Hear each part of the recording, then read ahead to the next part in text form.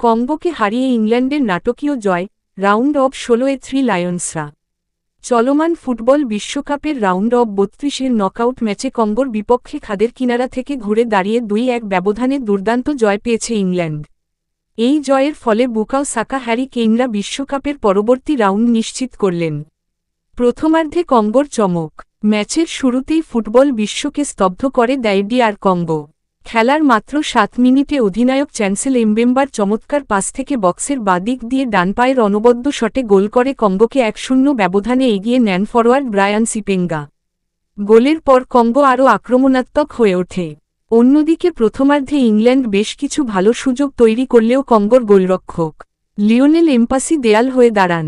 Jude Bellingham এবং Harry কেইনের একের পর এক নিশ্চিত গোলের প্রচেষ্টা অসাধারণ দক্ষতায় রুখে দেন তিনি। ফলে 1-0 ব্যবধানে পিছিয়ে থেকেই বিরতিতে যায় ইংল্যান্ড। দ্বিতীয়ার্ধে ইংল্যান্ডের ঘুরে দাঁড়ানো। দ্বিতীয়ার্ধে ম্যাচ নিয়ন্ত্রণে নিতে মরিয়া হয়ে ওঠেন ইংলিশ কোচ। আক্রমণভাগের ধার বাড়াতে ননি মাদুয়েকে এবং মার্কাস রাশফোর্ডকে উঠিয়ে মাঠে নামানো হয় বুকাও সাকা ও অ্যান্থনি গর্ডনকে।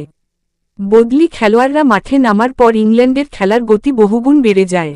কঙ্গোর রক সলিড ডিফেন্স ভেঙে শেষ পর্যন্ত সমতায় ফেরে 3 লায়ন্সরা।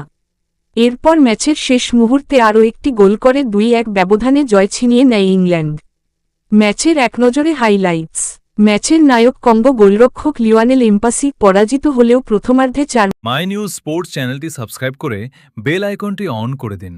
লাইক, কমেন্ট, শেয়ার করে পাশে থাকুন।